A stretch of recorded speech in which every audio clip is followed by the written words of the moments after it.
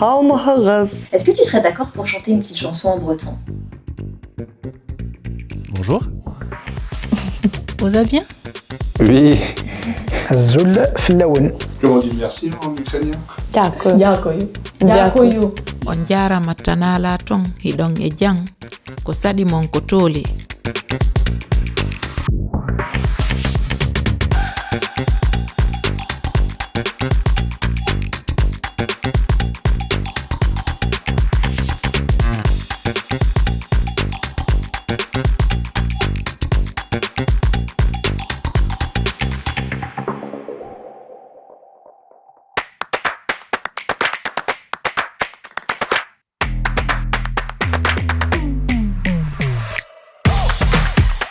Petrachum agu kuriat?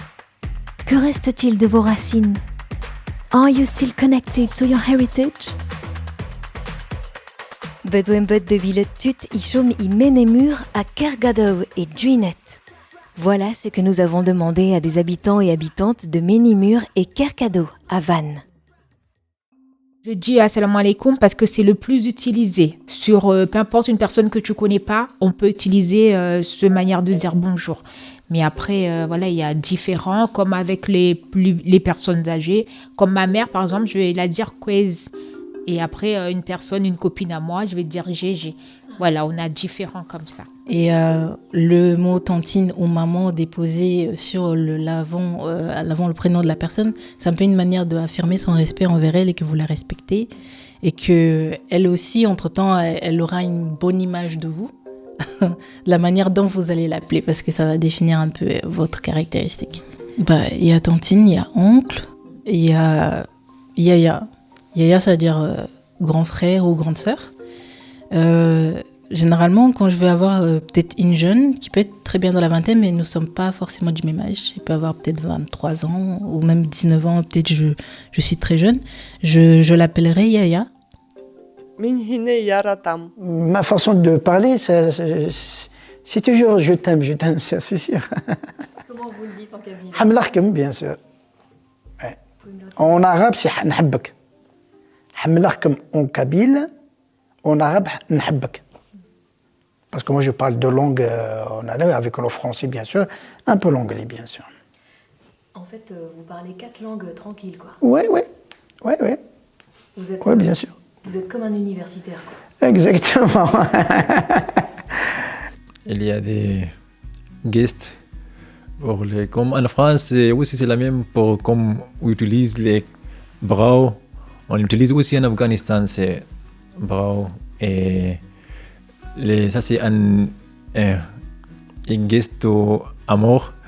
Et quand on dit quelqu'un que je t'aime, après on nous dit comme ça que je t'aime. Oui, parce que c'est pour l'utiliser normalement pour tout le monde, pas pour les filles, tout le monde. J'ai entendu parler le gallo, mais c'est parce que pour eux c'était un peu la langue en fait du quotidien pour mes arrière-grands-parents et mes grands-parents. Mes parents connaissaient quelques termes comme ça, mais j'ai jamais été éduqué dans cette matière-là, donc c'est vrai que j'ai dû faire ma propre éducation moi-même. Et pour vos enfants, c'est comment avec eux? Vous parlez en quelle langue ensemble? La plupart, c'est le français qu'on parle. La majorité du temps parlent le français parce qu'ils ont grandi ici en métropole.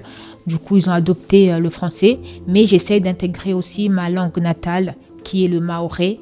Et ils le comprennent au jour d'aujourd'hui, mais ils ne le parlent pas encore. Ils savent dire certains mots, comme dire bonjour. Ils peuvent dire bonjour, merci, au revoir. Ça, ils arrivent à le dire. Mais prochaine étape, c'est d'intégrer le créole. Leur faire apprendre le créole parce que c'est là où j'ai grandi et c'est aussi bien qu'ils le connaissent. Oui, là, deux fois, pas trop. Parce que les enfants, ils ne comprennent pas du tout. Celles qui sont nées ici déjà, ils ne comprennent pas. Mais ma fille, si elle veut me parler deux fois en autre langue, elle me parle. Si elle veut pas l'autre entendre, quelqu'un entend ce qu'on veut dire. La couture, j'ai appris en Afrique. Aujourd'hui, pendant les cérémonies, comme s'il y a des fêtes, je le porte ou à la maison aussi pour être en l'aise ou les gros habits comme ça. Ça, je le porte. Mais en général, je mets le pantalon jean avec une chemise ou une petite robe là et c'est tout. Et vos enfants, est-ce qu'ils aiment bien porter le costume traditionnel? Ils l'aiment pas trop. Pourquoi? Parce que ils disent parce que c'est gros, il fait froid, ils n'ont pas, ils sont à la maison, ils portent, mais quand ils sortent, ils changent directement, ils prennent leur pantalon, ils sortent. Ça aussi, on a besoin de mettre là-dedans. Oui, on dit que pour mettre kimono, on est plate, c'est joli. Oui, on ne peut pas faire 3D, on peut faire comme bambou, mais il n'y a pas de, comment on dit, relief. Donc, pour ne faire pas, non, pour faire relief, on met beaucoup de serviettes, par exemple. Oui, on a besoin de beaucoup de préparation, mais vraiment, d'abord on met dedans, comme kimono, mais c'est pas kimono. C'est un peu comme, oui. Un sous-kimono. Un sous-kimono et une ceinture, et après on met l'autre comme kimono. Mais ça dépend des kimonos. Je dis kimono pas très difficile. Il y a beaucoup de types différents. Et par exemple, pour l'été, on met du yukata. Yukata, souvent c'est en coton, fabriqué en coton, et on peut laver. Mais si c'est kimono pour mariage, par exemple, des fois c'est soie. On va fabriquer en soie, donc on peut plus laver. Donc oui, c'est ça. Donc vraiment, il faut faire attention pour toutes les choses. Pour les jeunes, avant de se marier, il y a manche très long. Mais après se marier, on met des kimonos encore plus courts. Un peu plus, bien sûr, c'est plus long que ça, mais si avant c'était très long comme ça, ce sera comme moitié. Pour pouvoir aller dans des fêtes congolaises, il faut vraiment vous assurer d'être bien habillé parce que le vêtement, dans le milieu congolais, il compte beaucoup. Généralement, ça va dépendre surtout du village ou de la tribu où vous pouvez venir, parce qu'il peut y avoir certains modèles que seul votre village ou votre tribu ou votre ethnie porte. Et il y a des motifs aussi qui font référence un peu, qui permettent de reconnaître que telle personne elle appartient à telle tribu ou elle est de telle ethnie en fonction du motif de son pagne. Le pagne, il est très coloré. Il y a beaucoup de couleurs, donc on peut partir du violet au jaune et différents motifs. Par exemple, là on a un peu des motifs un peu écaillés, donc un peu en rapport un peu avec la mer. Vous savez que le Congo, il y a un fleuve à côté, et puis nous aimons manger aussi du poisson. C'est le fait d'avoir différents motifs, ça permet un peu de diversifier votre pagne, parce que avoir tout le temps le même motif, ça devient barbant. Et puis, comme je dis que le Congo, c'est un pays de sapologie, d'où c'est important d'avoir différents motifs et différentes couleurs dans les pagnes. Dans mon pays, l'emblème, c'est le pagne. Je préfère plus porter du pagne que du boubou. Prenez un pagne à peu près de cette taille, quand vous l'aurez découpé, parce que le pagne il est très long. Vous faites la découpe un peu de cette taille, et puis bon, les tailleurs, ils savent à peu près où couper, donc vous n'avez pas vraiment de souci à vous faire. Vous l'enroulez un peu par l'arrière, et puis vous pliez un peu au niveau des rebords. Vous le remontez au niveau de la taille, parce que c'est là où on attache. Puis vous tournez un peu cette partie-là, vous essayez de la plier un peu, moi c'est comme ça que je le porte. Vous le tournez, et puis bon, je vais montrer une deuxième manière aussi de le porter. Vous faites passer cette partie en fait pour qu'elle aille sur le deuxième rang. Puis vous le tournez comme ça. Puis vous le faites rentrer à l'intérieur. Donc ce qui fait que vous avez porté votre pagne. Quand je vais dans une occasion de fête, je vais faire rentrer cette partie-là à l'arrière, un peu, pour pouvoir maintenir mon pagne. Et puis je la fais rentrer comme ça en fait. Je peux danser, et puis généralement on a soit un collant un peu à l'intérieur, parce que pour ne pas être trop découvert, vous le portez comme ça. Et donc au niveau de l'arrière, vous le faites rentrer là. Ou sinon, la première manière dont je vous ai montré, vous l'attachez juste comme ça. Vous pouvez utiliser aussi un élastique, ou vous pouvez mettre sur cette partie-là que vous avez enroulée, puis vous mettez à l'intérieur. Puis assurez-vous en fait que votre haut soit pas trop ample, en fait, pour pouvoir permettre que ça puisse être serré à l'intérieur, parce que si c'est le genre de vêtement qui est un peu trop léger et puis et que enfin ça peut glisser, donc c'est sûr que votre pagne peut se détacher. Mais après, il y a des pagnes qui sont assez spéciales aussi. Pour pas trop être en galère, il y a des bouts de fil en fait, vers les deux côtés. Donc ce genre de pagne, ça s'attache normalement comme ça, et vous l'attachez au niveau de l'arrière. Il ne faut pas oublier que le costume finalement représente l'endroit d'où la personne vient. Nous, ici, dans les groupes, on considère que le costume finalement est un peu une carte d'identité pour la personne qui le porte.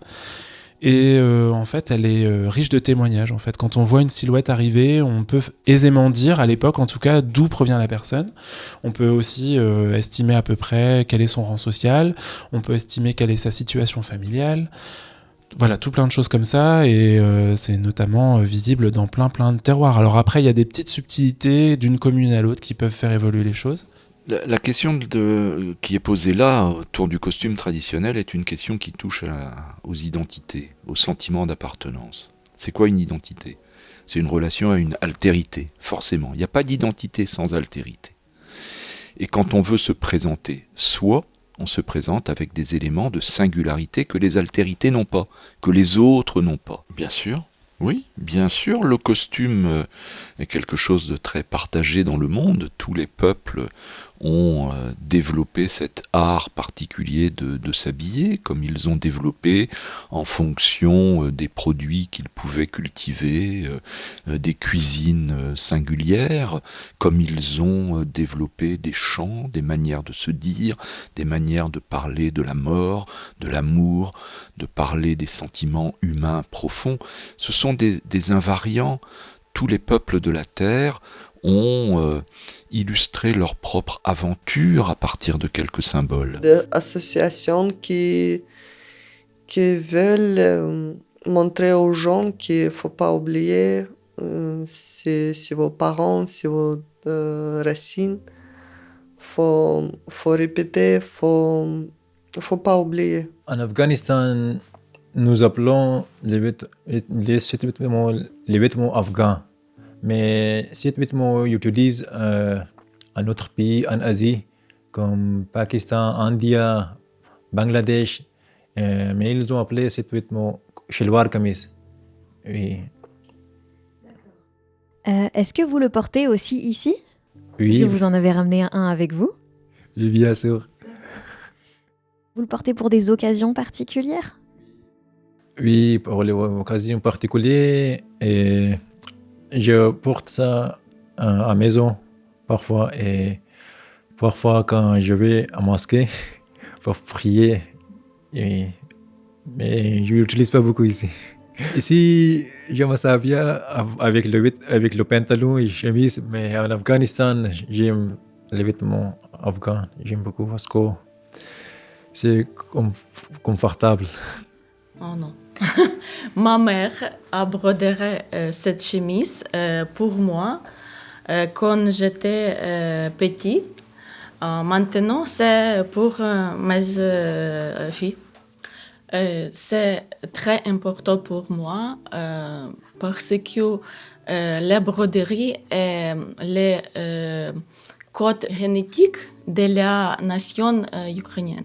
Avant, j'ai fait beaucoup de chemises broderie. Maintenant, c'est fini. Pas du temps. Pas du temps, oui. Parce que maintenant, le chemise comme ça, c'est aussi comme la mode. Donc, quelques designers faire le chemise avec broderie très belle, c'est robes, c'est chemises. Alors, il s'agit de mes arrière-grands-parents maternels, donc mon arrière-grand-mère et mon arrière-grand-père, donc qui se sont mariés à Campagnac en 1932. Et du coup, voilà, donc c'est vraiment aussi un lien fort sur cette photo. Je trouve qu'on a énormément de clés de lecture, finalement, un peu de la culture bretonne. Déjà, ce qui ressort le plus, c'est qu'on a quelque chose de très posé, très figé, même dans l'impression, dans leur... Les gens ne souriaient pas ? Pas vraiment, non, c'est vrai. Hein, alors, c'est pas forcément un trait de caractère, parce que du coup, j'ai pas connu mon arrière-grand-père, mais j'ai bien connu mon arrière-grand-mère. Et je peux vous dire que elle était quand même beaucoup plus souriante et beaucoup plus gaillarde qu'elle peut paraître sur la photo. Mais par contre, c'est vrai qu'il y a un air pincé. Alors après, ce qui ressort le plus, c'est quand même le côté assez costume d'apparat de ce vêtement de mariage. J'ai l'impression de transmettre quelque chose et je trouve que c'est très important de continuer à le porter justement parce qu'il y a de moins en moins d'occasions en fait, de port par rapport à avant. Pour autant, je ne me verrais pas le porter au quotidien. En tout cas, dans l'état dans lequel il a terminé il y a quelques années. Peut-être de façon un peu modernisée, pourquoi pas, mais c'est vrai que c'est pas toujours très confortable.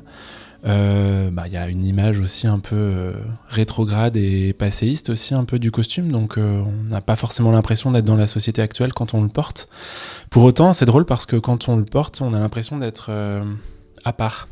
Dans le sens où les gens nous voient passer, on voit bien que les gens ont un regard différent, et on a l'impression pour eux d'être un symbole quand même.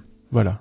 Moi, ce que j'apprécie énormément, c'est voir quelqu'un qui ne connaît pas, qu'entre nous on appelle vulgairement un touriste, qui va venir en fait s'intégrer dans un rond, qui va vouloir déjà avoir l'envie. Donc déjà, il y a une espèce de timidité qui est complètement mise de côté. On sent que la personne n'est pas forcément à l'aise, malgré tout, elle n'a pas peur. Elle intègre la ronde parce que je pense qu'elle sait qu'elle va être bien accueillie. Elle a envie de partager un peu de cette matière-là qui lui est donnée comme ça, le fait de pouvoir toucher quelque chose, de pratiquer quelque chose d'un peu ancestral. Et puis, voilà, moi je trouve que c'est hyper courageux. On sent que les gens sont pas très à l'aise. On voit aussi au fur et à mesure que la ronde avance et que le temps passe, une belle progression. On sent que certains ils s'en sortent hyper bien, ils pigent très rapidement le truc. On sent qu'ils y prennent même du plaisir finalement. Au bout d'un moment, on sent que le côté technique et le regard à essayer de vraiment comprendre la chose disparaît et finalement ils sont dans une espèce de petits moments à eux. Le truc, c'est de s'intégrer. Une fois qu'on accepte la culture bretonne, et on n'oublie pas le nôtre, mais quand on l'accepte, ça va, ça roule. Oui, j'ai quand même un petit lien parce qu'au jour d'aujourd'hui, j'ai 2 de mes enfants qui font du breton, qui ont commencé depuis la crèche et jusqu'à... après, ça a eu de décider jusqu'où ils veulent y aller, mais pour l'instant, ils sont toujours. Et du coup, j'ai quand même cette langue qui me suit jusqu'à chez moi. Ok, nu zijn Marita Ina, Anna weer is Urzonen, de vous kleuwt. Galres kana maar plich. Dimmer, ayuta, ayuta, ayuta, ayuta. Dimmer, atiria wadin joiner. Adissa dans adi sud, tu es si ursisin. L'assimilation, c'est l'histoire culturelle de la France qui s'est basée sur des certitudes et sur des hiérarchies. C'est notre civilisation qui apporte la civilisation aux autres, qui par définition n'en ont pas, eux, de civilisation. C'est notre culture qui apporte la culture aux autres, qui par définition n'en ont pas. On a vu ça en Bretagne, on a vu ça dans l'Empire, on a vu ça en Afrique du Nord, on a vu ça en Asie, on a vu ça partout. C'est une volonté assimilatrice. On va les assimiler aux Lumières, à notre civilisation qui est supérieure. Et quand on assimile un peuple, on lui demande de rentrer dans la maison commune en retirant son costume, en retirant ce qui fait sa singularité. On lui fait l'honneur de l'accueillir à notre table. Mais pour venir à notre table, qui est une table supérieure, d'une civilisation supérieure, d'une langue supérieure, il faut oublier une part de soi-même. Et donc le breton doit quitter sa langue et apprendre le français, il doit quitter son costume et s'intégrer à la société française, comme celui qui vient d'Indochine jadis, comme celui qui vient d'Afrique du Nord, doit oublier une part de lui-même pour intégrer la maison commune. Ça, c'est l'assimilation. L'intégration, c'est l'accueil dans une maison ouverte, où on dit, tu nous rejoins, on a des valeurs à partager, tu respectes nos lois, tu respectes nos traditions. Elles méritent d'être respectées, évidemment, parce qu'elles nous ont fondées, mais tu nous apportes ta richesse. Tu nous respectes globalement, tu respectes ce que nous avons construit dans notre pays, mais tu apprends notre langue, mais tu peux garder la tienne. Tu apprends nos modes de vie, mais tu peux garder les tiens. Bref, L'intégration, c'est l'accueil dans une maison ouverte, l'accueil à la table, sans oublier d'être toi-même, dès lors que tu participes à notre aventure commune en respectant nos lois et ceux qui ont fondé l'aventure qui est la nôtre. Assimilation d'un côté, tu oublies une part de toi-même, intégration de l'autre côté, tu gardes cette part de toi-même qui te fonde dès lors que tu respectes les lois qui nous fondent et qui écrivent notre aventure. Est-ce que ça vous arrive de porter le vêtement traditionnel en Bretagne? Oui, souvent, que ça soit en hiver ou en été. Après, je le porte souvent, mais en été, parce que c'est quand même bien avec le soleil. Mais ça m'arrive aussi en hiver quand il y a un peu de soleil, parce qu'on va pas dire, c'est pas la chaleur, quoi. Mais quand il y a un peu de soleil, oui. Après, chez moi, pour être à l'aise, oui, je le porte souvent chez moi. Oui. J'ai apporté une tenue que je pourrais porter pendant un mariage, lors d'un biwi. Voilà, et comme vous voyez, c'est toujours en 2 pièces. Le salouva qui est là. Et on a aussi le châle qu'on peut manier comme on veut. Et si vous avez bien vu, on a la fameuse fleur d'ylang-ylang qui est dessus. C'est une fleur, comme je dis, que les femmes portent sur les cheveux pour le parfum, même le soir pour dormir. Et la tenue, elle est portée avec ça. C'est une jupe comme ça, voilà, de couleur classique, hein, après on en a différents, et qui se porte avec, c'est ça que je vous ai dit, le body. Oui, après on a différentes réactions. Il y a des personnes qui sont surprises de nous voir en boubou ou en salouva. Il y a des personnes qui sont heureux, qui sont contents, qui, voilà, au moins je crois qu'ils pensent que, voilà, au moins cette dame, elle porte ses traditions, même si elle est loin de son pays. Et il y a des personnes qui sont dans le questionnement. Même si j'ai le regard sur moi, chacun est libre de penser comme il veut. Ça vous gêne pas trop que les gens viennent vous poser des questions? Non, ça me gêne pas du tout. Au contraire, je suis contente de partager un peu mes cultures avec eux. C'est terrible parce que l'histoire de l'humanité, c'est l'histoire d'une relation. L'histoire d'une relation, évidemment, entre soi et les autres.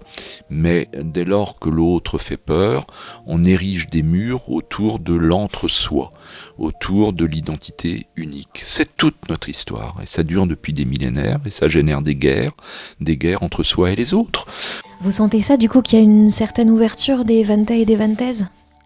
Par rapport à avant, oui. De plus en plus, oui. Il y a des ouvertures parce qu'ils essayent, comme ils ne sont pas dans le jugement, ils essayent de comprendre et de s'intégrer même.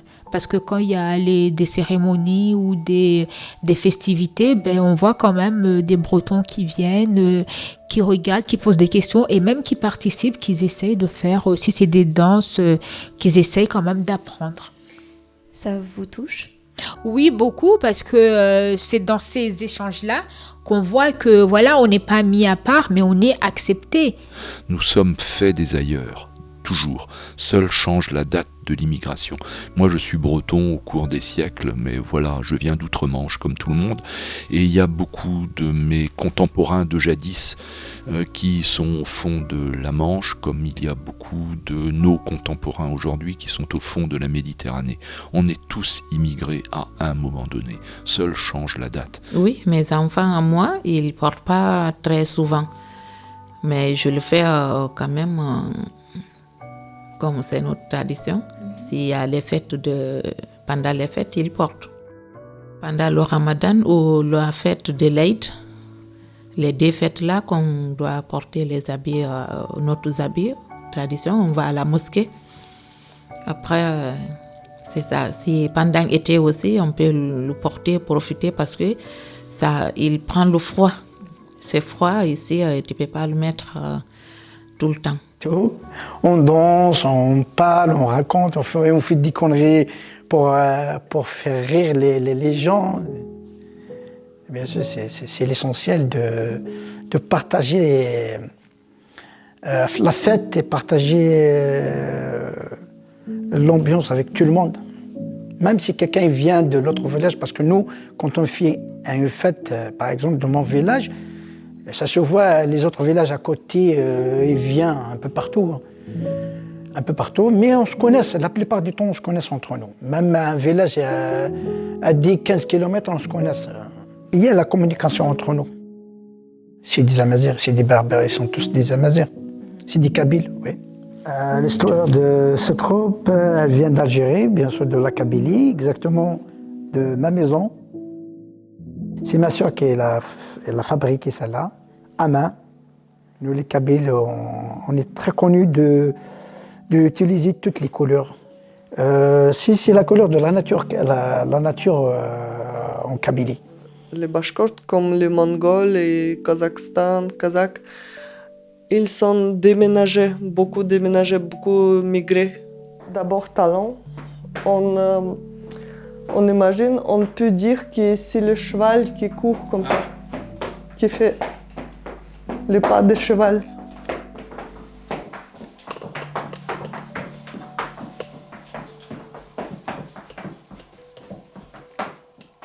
Sabantouy, c'est une grande fête pour le Bashkort. C'est une fête de présentation de nationalité bashkorte pour ne pas oublier la culture, pour ne pas oublier la cuisine, les chansons, les danses. Le costume. Le costume, oui, bien sûr. Est-ce qu'il y a des sports traditionnels bashkirs? Plutôt, c'est sport avec le cheval. Alors, c'est des danses. C'est des danses. Le mbiwi, c'est des danses spécialement pour les femmes. Oui, c'est pour les femmes. Et le shigoma, c'est aussi une danse, mais c'est pour les hommes. Voilà, c'est ça la différence. Ok, tout à l'heure, ce serait bien que vous nous montriez ça. D'accord, ok, on va essayer. Le shigoma, je suis pas sûre parce que c'est pour les hommes. Et moi, principalement, je vais pas dire que ça m'intéresse pas, mais au fait, je me trouve ridicule quand je danse ça. Du coup, j'ai jamais voulu... J'ai essayé d'apprendre, mais je vois que ça passe pas, j'ai arrêté. Mais le mbiwi, oui, pourquoi pas. Ça, je peux vous le montrer. Je sais pas trop danser, mais je peux quand même. On va juste commencer à bouger sur place, comme ça, à faire des petits pas. Et après, à un moment donné, on va bouger les fesses. Et après, on va se mettre face à notre copine. Et puis, on va bouger les fesses comme ça, tranquillement. Et il y a les mains et tout. Voilà. Et puis, en fonction du rythme, on va retourner et on va danser face à face avec la personne qui est en face de nous. Voilà. C'est comme ça. Et nous, on suit le rythme, notre corps, on le rythme en fonction de la musique. Quand c'est lent, on va ralentir. Et quand ça s'accélère, on accélère en fonction. On suit le rythme. Alors moi, je suis plutôt team Fest-Nose. Mais je nuancerai un peu parce que moi, je suis team Fest-Nose, mais mode concert. Alors si j'en avais une à choisir, je pense que ça serait le Kassabar. Parce que c'est la danse de mon terroir, c'est celle que j'ai en moi. J'ai toujours trouvé ça assez fascinant de voir que finalement, chaque danseur, en fonction de sa provenance, de là où il a commencé à danser, garde le style avec lequel il a démarré. Moi, j'ai démarré dans le Vantais, donc j'ai ce style-là en moi. J'ai eu l'occasion d'aller pratiquer la danse en Cornouailles, en Pays Glasique. J'ai réussi à m'approprier un peu de cette danse-là et de son style. Mais malgré tout, le style Vantais n'a jamais disparu. On parle beaucoup de la biodiversité, c'est très heureux que l'on parle de la biodiversité. Ce sont des combats absolument nécessaires à mener. C'est la survie du vivant. Et c'est quand même pas rien, le vivant. La biodiversité a son pendant dans l'espèce humaine, si l'on peut dire. C'est la diversité des pratiques culturelles, des langues menacées. Et moi, je ne veux pas dissocier les combats pour la biodiversité des combats pour la diversité culturelle. C'est un seul et même ensemble. Ой, люлю, під солодку долю, а долечка буде рости, та й буде родити, а дитинка буде рости, та й буде ходити. Це що я співала? Дулечка – це груша. Це я про грушу співала. D'accord. Je me souviens maintenant. C'est une chanson qu'elle chantait pour bébé quand faire dormir. C'est chanson des poivres. Poire. C'est un fruit, non? Oui, un fruit. Poire. Ну, це асоціації. Коли груша росте і дитина росте. Груша дає плоди, дитина буде ходити. Ah, ok. Qui grossissent dans les arbres. Et quand les arbres donnaient des fruits et grossir, donc le même pour bébé, il va grossir aussi. Ouais, quelque chose comme ça. У вишневому саду? Ні. C'est elle qui peut chanter. Il n'y a pas d'identité sans altérité. Et l'identité ukrainienne, les sentiments d'appartenance à l'identité ukrainienne sont à analyser au regard des événements tragiques que le peuple ukrainien vit depuis une trentaine d'années et surtout depuis 2014. Identité, altérité. Le débat entre la culture ukrainienne et la culture russe, la place de la langue ukrainienne par rapport à la langue russe, la place des symboles ukrainiens par rapport aux symboles russes, c'est un débat extrêmement fort. Et là, c'est outré d'une certaine manière parce que ce peuple est en guerre. Il a été agressé par les Russes. Et donc ce peuple en guerre va se tourner vers ce qui est ou ce qu'ils estiment être, eux, les Ukrainiens, ces sentiments d'appartenance forts. C'est la question de la langue au premier chef. On entend beaucoup. J'ai eu l'occasion de rencontrer Andreï Kourkov, qui est un grand écrivain ukrainien. On dit le grand écrivain ukrainien d'aujourd'hui. Andreï Kourkov, qui est un homme, un humaniste, qui est un homme placide, qui est un homme calme, tranquille et assez joyeux, dit qu'il ne peut plus parler le russe et qu'il ne peut plus écrire en russe. Il dit qu'il n'imaginait pas, il y a 20 ans, tenir un jour ce type de propos. Il ne l'imaginait pas. Il le tient aujourd'hui. Eh bien, c'est l'évolution de l'Ukraine d'aujourd'hui qui se replonge d'une certaine manière vers ce qui a fondé ses singularités, qu'elle remet en avant à travers différents symboles, dont la broderie, dont le costume, dont la langue évidemment, dont ces grands poètes qui sont remis sur le devant de la scène face à l'agression de la Russie, l'altérité tragique en quelque sorte qui est vécue là. Ça va, je sens bien.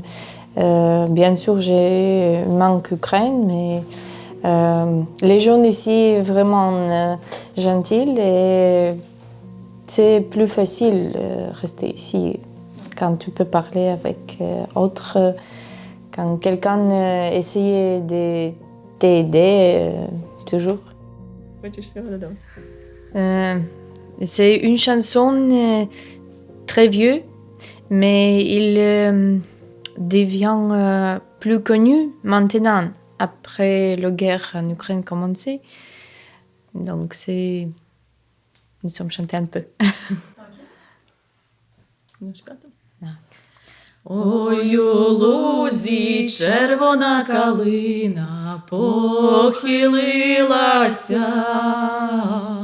чогось наша славна Україна зажурилася, а ми тую червону калину підіймемо, а ми нашу славну Україну, гей, гей, розвеселимо.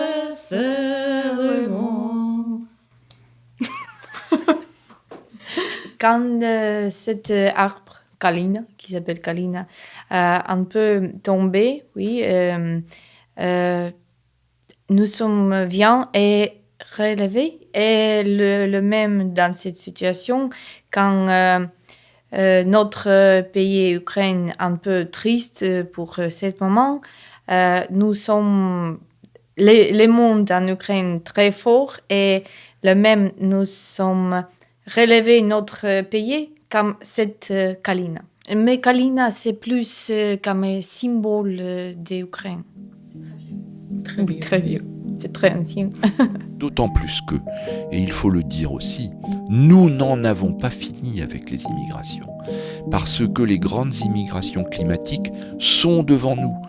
Et vu l'incurie globale des gouvernements du monde devant la situation environnementale et climatique, on est en train de préparer, sciemment ou inconsciemment, des véritables drames de demain qui ne seront plus liés seulement aux immigrations de guerre, aux immigrations de famine, mais qui seront liés à ces immigrations environnementales et climatiques qui vont amener des millions et des millions de personnes à quitter leur zone d'habitation.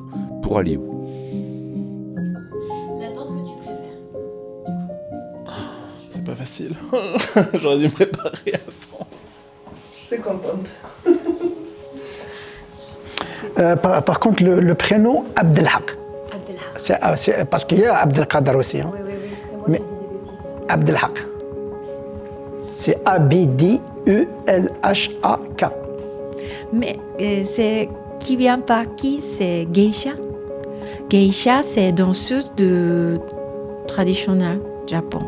Elles étaient un peu la mode de Japon. Donc, elles ont mis à l'envers que l'automne et c'est devenu la mode. Pour pas vous retrouver en fait arriver dans une fête et qu'on vous critique, ça est sûr d'être bien habillé. Avance un peu tes jambes, qu'on voit les pieds. Ah bah non, t'as en chaussettes. C'était difficile pour moi.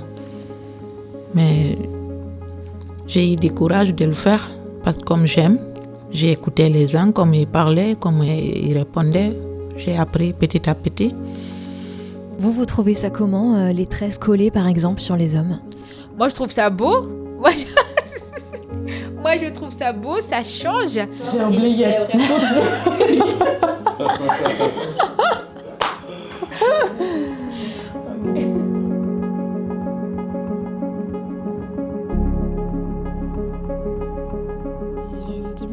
Demeureur, ayota, ayota, ayota, ayota. Dilin demeureur, Adiria Wadidjouner. Adissa dans la sud, je tue et si heure 6